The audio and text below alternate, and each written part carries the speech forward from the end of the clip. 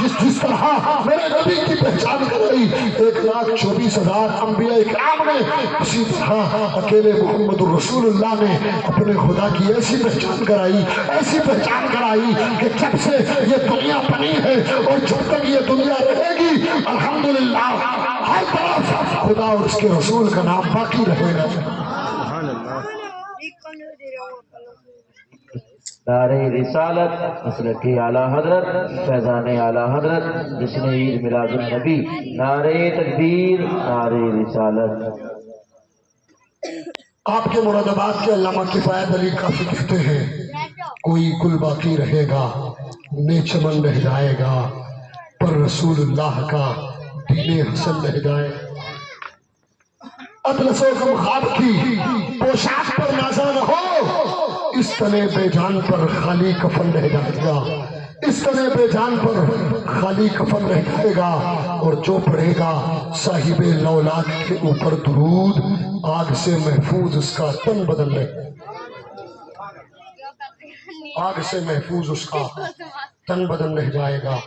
عزیزان گرامی وقت حالات دنیا کے اتنے خراب ہو چکے تھے کہ ملک عرب میں کچھ جگہیں ایسی تھیں جہاں زندہ بچیوں کو دفنایا جاتا تھا۔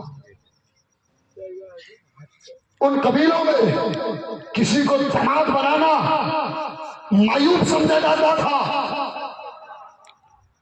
اور لوگوں یہ میرے نبی کا احسان مانو کہ اس پوری کائنات میں اگر دمادوں کی عزت ہو رہی ہے تو یہ کسی اور کا صدقہ نہیں، آمنہ کے لال کا صدقہ ہے۔ ویسے ہی نہیں کہہ دیتا آدمی سسرال کو جب دنیا کی عزت ہے تبھی تو کہتا۔ اور الحمدللہ ہمارے سماج میں داماد کی اتنی عزت ہوتی ہے، اتنی عزت ہوتی ہے کہ سسر صاحب کبھی کبھی اپنی اولاد کا کہا ٹال دیتے ہیں لیکن اپنے داماد کا کہا نہیں ٹالتے۔ یہ عزت کی بات ہے، یہ عزت کس کے صدقے میں ملی ہے؟ یہ کسی اور کے صدقے میں نہیں، میرے نبی کے صدقے میں یہ عزت ہے۔ بچیوں کو زندہ دفنایا جا رہا تھا، زندہ ترغور کیا جا رہا تھا۔ یہ چھوٹی چھوٹی بچیاں جب زندہ دبائی جا رہی تھی، اللہ رب العزت کی بارگاہ میں عرض کرتی تھی مولا ہمارا کیا قصور ہے یہ ہمیں زندہ دبا رہے ہیں، ہمارا کیا قصور ہے یہ ہمیں زندہ دفن کر رہے ہیں، اے مولا ہمارا قصور کیا ہے؟ ہمارا قصور صرف اتنا ہے کہ تو نے ہمیں دنیا میں پیدا کیا اور لڑکی بنا کر کے پیدا کیا، اس لیے یہ ہمیں زندہ دبا رہے ہیں۔ عزیزان گرامی وقار ملک عرب کا معاملہ یہ تھا کہ جہاں جہاں بچیوں کو زندہ دفنایا جاتا تھا وہاں اس زمین نے سبزہ اگنا بند کر دیا تھا، اس سے ہریالی نہیں اگتی تھی، جدھر نظر جاتی تھی ادھر پنجر نظر آتا تھا، جدھر نظر جاتی تھی ادھر پنجر نظر آتا تھا، چاروں طرف پنجر ہی پنجر تھا، ہریالی کہیں نظر نہیں آتی تھی، یہ زمین چیخ رہی تھی، وہ بچیاں ان کی آہیں سسک کر کے رب کی بارگاہ میں عرض کر رہی تھی مولا ہمارا قصور کیا ہے؟ یہ زمین کہہ رہی تھی اے مولا تو نے یہ وعدہ کیا تھا کہ تیرے اندر مرنے کے بعد انسانوں کو دبایا جائے گا، تیرے اندر مرنے کے بعد انسانوں کو دفنایا جائے گا، اے میرے مولا یہ میرا کیا قصور ہے کہ میرے اندر زندہ بچیوں کو دبایا جا رہا ہے، میرے اندر زندہ بچیوں کو دفنایا جا رہا ہے، اے میرے مولا کوئی تو ایسا بھیج دے جو اس سلسلے کو بند کر دے۔ زمین چیخ رہی تھی، آسمان رو رہا تھا، وہ بچیاں سسک کے میرے رب کی بارگاہ میں عیسیٰ پیش کر رہی تھی، تب میرے رب کی رحمت کو جوش آیا اور 12 ربیع الاول کا دن آیا، آمنہ کا لال مکے میں تشریف لے آیا۔ نعرہ تکبیر، نعرہ رسالت مسلک اعلیٰ حضرت جشن عید میلاد النبی، نعرہ تکبیر، نعرہ رسالت۔ ماشاءاللہ کس انداز میں آیا؟ آنے کا انداز سنو، رات جا رہی ہے دن آ رہا ہے، دونوں کا سنگم ہو رہا ہے۔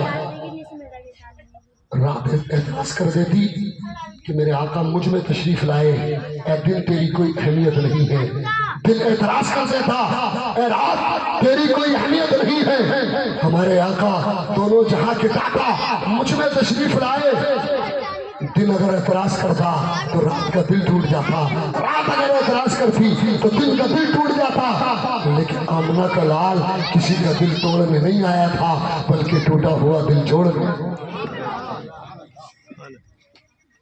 अल्लाह रब्बुल इज्जत ने अपने महबूब को ऐसे वक्त में भेजा, ऐसे वक्त में भेजा, दोनों का संगम हो रहा है, न रात को एतराज है न दिन को एतराज है, दोनों के दरमियान मेरे आका तशरीफ लाए। सुभान अल्लाह। एक की इंतहा हो रही है, एक की इब्तिदा हो रही है, एक जा रहा है, एक आ रहा है, दोनों का संगम है।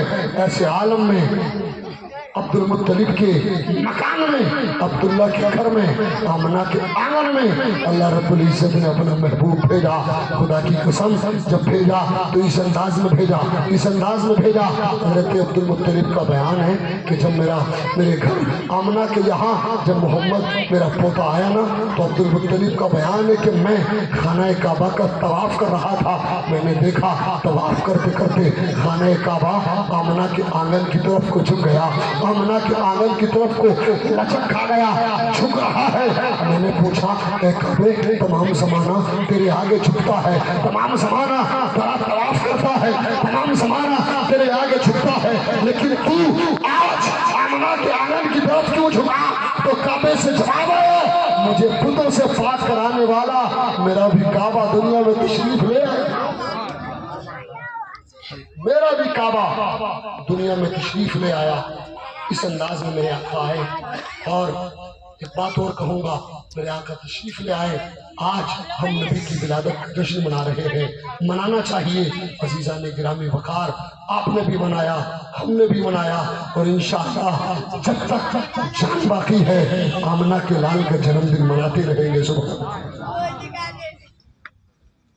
निसात तेरी चहल पहल पर हजारों ईद रबीउल अव्वल, सिवाय इब्लीस के जहां में सभी तो खुशियां मना रहे। मिलाद का सबूत मांगते हैं लोग, ये मिलाद का सबूत कहाँ से? तो यार मिलाद तो मेरे आका ने भी मनाया, मिलाद तो मेरे रब ने भी मनाया अपने महबूब का, और किस अंदाज में मनाया जानते हो?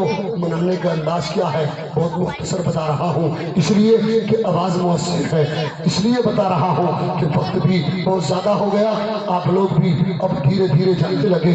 बड़े मुख्तसर वक्त में दो चार बातें बताऊँगा, उसके बाद रुखसत हो जाऊँगा। सुनो, अल्लाह रब्बुल इज्जत ने अपने महबूब का जन्मदिन किस तरह मनाया, अपने महबूब की विलादत की खुशी किस तरह मनाई। हज़रत आमना रज़ियल्लाहु ताला अन्हा के शिकम अथर में जब मेरे आका तशरीफ लाए ना, तो हज़रत आमना का बयान है कि जब मेरी शादी न हुई थी और मैं अपने बाप के आंगन में चला करती थी तो छोटे छोटे पत्थर मेरे पैर में चिढ़ा करते थे, मगर जब से अब्दुल्ला से मेरी शादी हुई है, उसका बच्चा मेरे शिकम में आया है, तो अगर मैं पत्थर पे भी चलती हूँ तो पत्थर भी मोम बन जाया करता है। वो जो ठिकरियाँ मेरे पैरों में चुभा करती थी, अब वो पैरों में चुभती नहीं है, बल्कि वो मोम की मानिंद जो है, मोम की मानिंद होती है। अजीज़ा ने गिरामी वकार, हज़रत आमना का बयान है कि सुनो, जब मेरी शादी ना हुई थी तो मैं जब राहों में चलती थी, जब मैं रास्ते में चलती थी तो मुझे किसी तरह की भी आवाज़ सुनाई नहीं देती थी, मगर जब आमना का लाल हज़रत आमना कहती है, जब मेरा बेटा मोहम्मद मेरे शिकम में आया ना, तो जब मैं रास्ते में चलती थी तो चारों तरफ से अस्सलातु वस्सलामु अलैका या रसूल अल्लाह की आवाज़ आती थी, अस्सलातु वस्सलामु अलैका या हबीब अल्लाह की सदाएं सुनाई देती थी, अस्सलातु वस्सलामु अलैका या रसूल अल्लाह की सदाएं सुनाई देती थी। हज़रत आमना का बयान है कि जब मेरा बेटा मोहम्मद मेरे शिकम में आया ना, तो बिल्कुल ऐसा लगता था कि मुझे दुनिया में कोई परेशानी नहीं है, ऐसा लगता था कि मुझे दुनिया में इतनी भी परेशानी नहीं है। हज़रत अब्दुल मुत्तलिब का बयान है कि मेरे बेटे अब्दुल्ला का इंतकाल हो गया, मेरा बेटा अब्दुल्ला दुनिया से चला गया। उसके बाद में मुझसे औरतों ने शिकायत की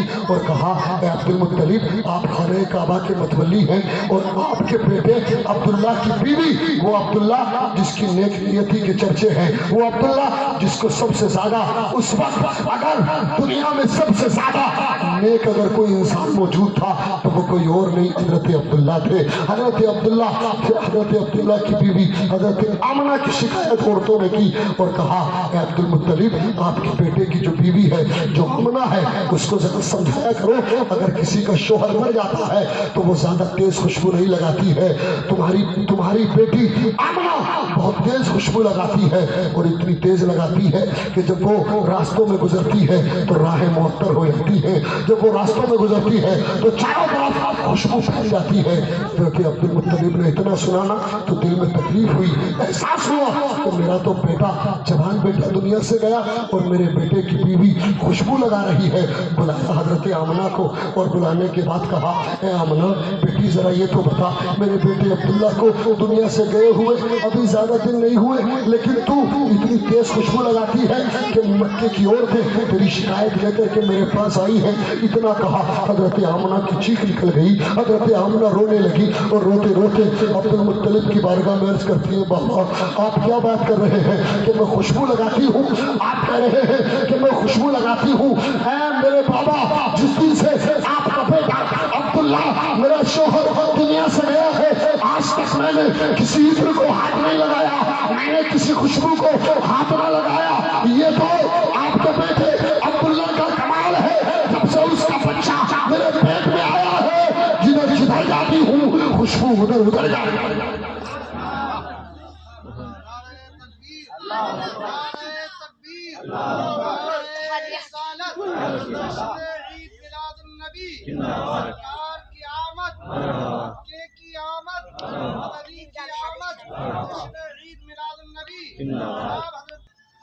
میں جدھر جدھر جاتی ہوں خوشبو ادھر ادھر جاتی ہے.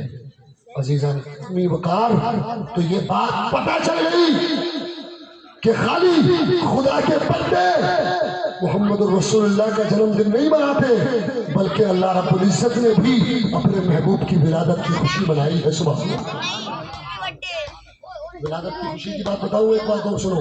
ایک بات ہو گئی, ایک بات بتاتا ہوں. جب میرے آقا دنیا میں تشریف لے آئے نا تو صبح کو یعنی آج 12 ربیع الاول تھی, آج کے دن صبح کو مکے میں چرچا ہوتا تھا. چرچا شروع ہو گئی مکے میں.